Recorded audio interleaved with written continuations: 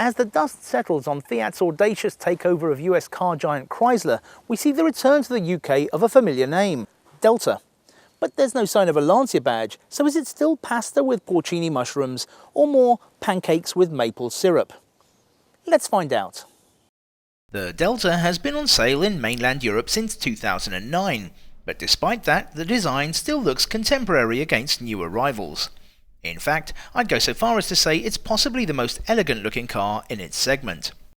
This in part is down to the adoption of an extended Fiat Bravo floor pan, which makes it the longest car in its class and thus enabled the designers to create a much sleeker profile than one would usually expect of a 5-door hatch. The interior aspires to luxury, but it's a bit hit and miss. The Alcantara and leather seats are spot on, but some of the other plastics and trim materials fall some way short of the best in class. Standard kit includes dual-zone air conditioning, cruise control, privacy glass and a multi-function leather-wrapped height-adjustable steering wheel. But the cabin's real forte is the almost limousine-like space devoted to rear seat passengers. Not only are there acres of legroom, but the seats even recline. For smaller passengers, there are 3 ISOFIX mounts too, but if your priority is cargo rather than people, the rear seats can slide as well as fold, with a 60-40 split, although they won't offer you a completely flat load space.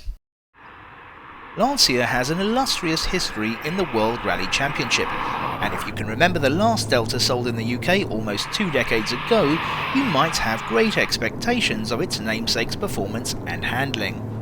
But as a Chrysler, the Delta is now a very different animal.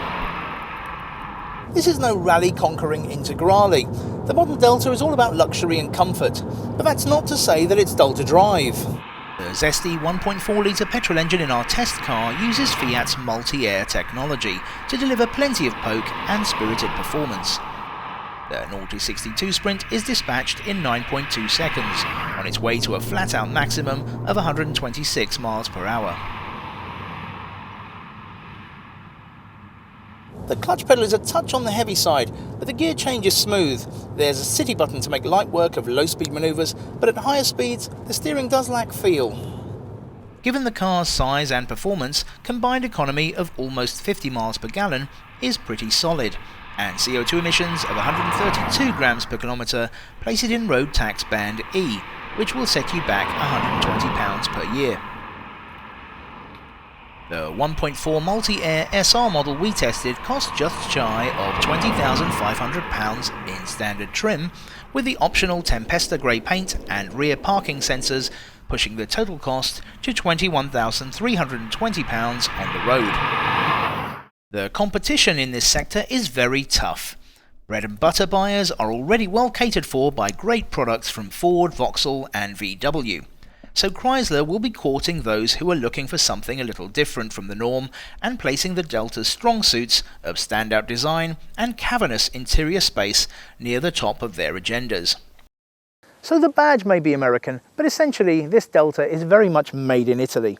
And that's no bad thing for Chrysler, as when it comes to building small cars, as Madonna once said, Italians do it better.